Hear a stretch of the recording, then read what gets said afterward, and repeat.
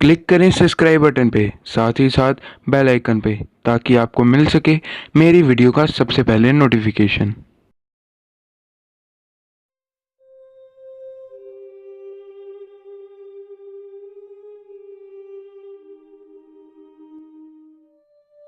Dimension यानी आयाम।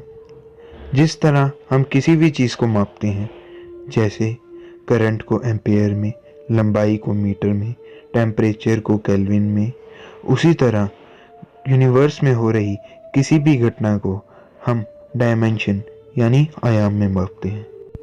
String theory के अनुसार वास्तविक रूप में कुल 10 आयाम हो सकते हैं, जबकि एम थ्योरी के अनुसार कुल 11 आयाम हो सकते हैं, और बोजॉन की स्ट्रिंग थ्योरी के अनुसार कुल 26 आयाम यानी डायमेंशन हो सकते हैं।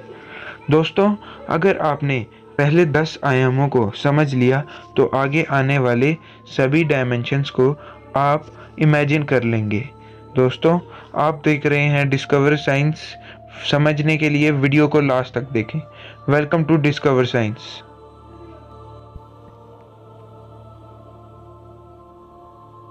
सबसे पहला डायमेंशन आता है जीरो डायमेंशन। दोस्तों, यहाँ ध्यान देने वाली बात ये आती है कि जीरो मतलब नथिंग, मतलब इस डायमेंशन में जो जीव होगा उसका कोई अस्तित्व नहीं होगा, मतलब उसका कोई आकार नहीं होगा।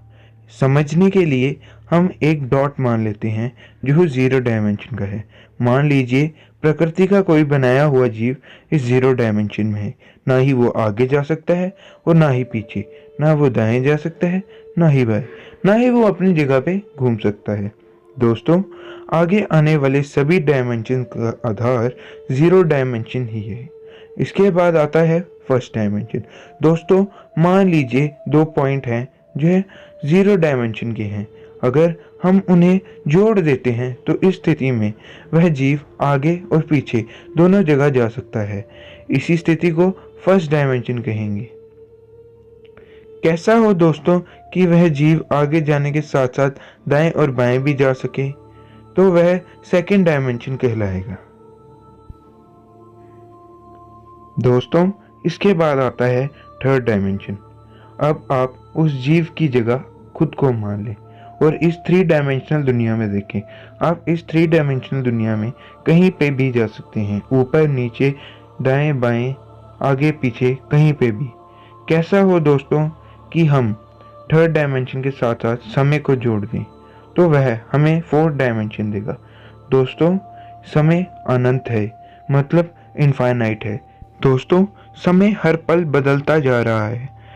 समय एक सरल रेखा की तरह बढ़ता जा रहा है जो अनंत है, मतलब कभी खत्म नहीं होगा। कैसा हो दोस्तों कि हम समय में आगे और पीछे भी जा सकें, ये फिफ्थ डायमेंशन होगा। दोस्तों, इसे समझने के लिए हम एक उदाहरण ले लेते हैं।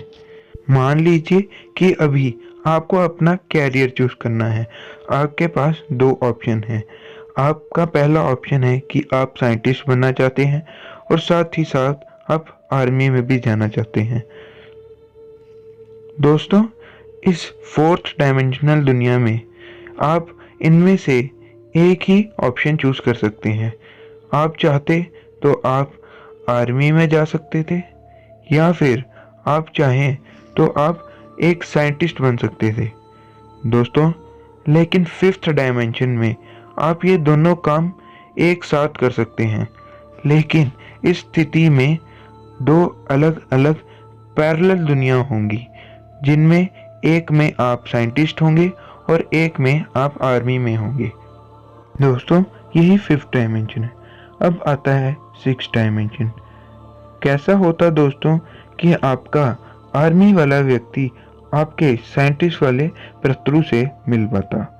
तो दोस्तों, इनके मिलने का एक ही रास्ता है, और वह रास्ता है कि वह अर्थ के बीच के रास्ते से जाएं, और वह रास्ता ही खुद एक डायमेंशन है जो सिक्स डायमेंशन है। दोस्तों, अब आता है सेवंथ डायमेंशन।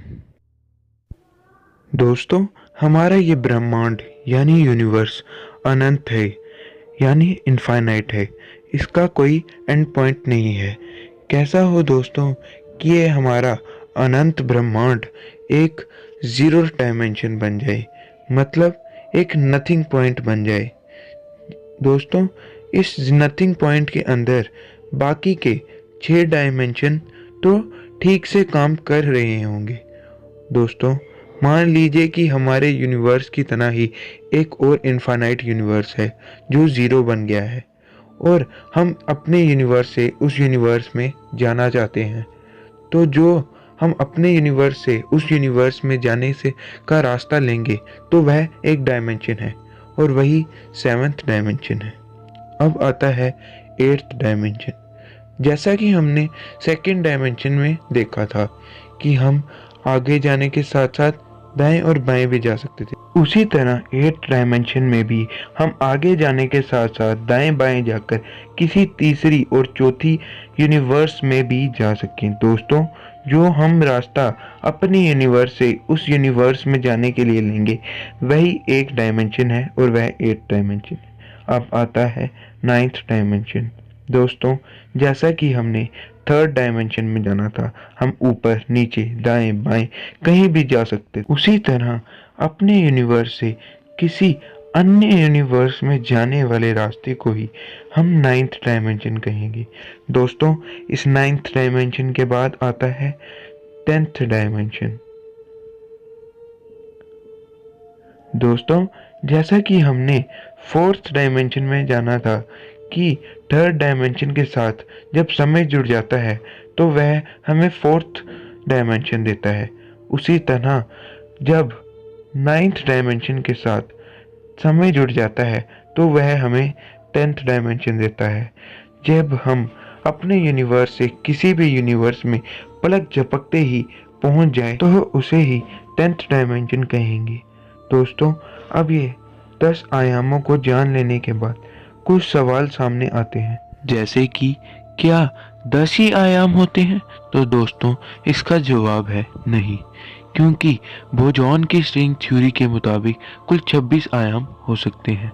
अब एक और सवाल सामने आता है, क्या हम इन आयामों में ट्रैवल कर सकते हैं? तो इसका जवाब है नहीं। दोस्तों, अब एक और सवाल सामने आता है कि क्यों नहीं हम हायर डायमेंशन में ट्रैवल कर सकते।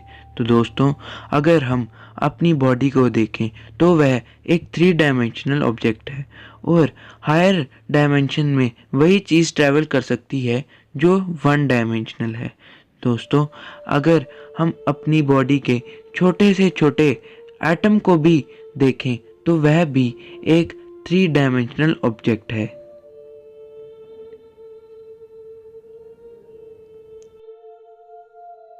दोस्तों, जो केवल चीज़ हायर डायमेंशन में ट्रैवल कर सकती है वो है सुपर स्ट्रिंग। दोस्तों, हम सुपर स्ट्रिंग के बारे में आने वाली किसी वीडियो में जानेंगे। दोस्तों, अब एक और सवाल सामने आता है कि क्यों 1 डायमेंशनल ऑब्जेक्ट ही हायर डायमेंशन में ट्रैवल कर सकते हैं। तो दोस्तों, इसका जवाब है कि 10 आयाम ही एक एक करके पर्टिकुलर डायमेंशन बनाते हैं। दोस्तों, यही वजह है कि क्यों नहीं हम हायर डायमेंशन में ट्रैवल कर सकते। दोस्तों, ये था हमारा आज का topic, dimension of universe. Comment में ज़रूर लिखिएगा कि आपके क्या ख्याल हैं इन 10 आयामों के बारे में। अगर वीडियो पसंद आई हो तो लाइक करना ना भूलें।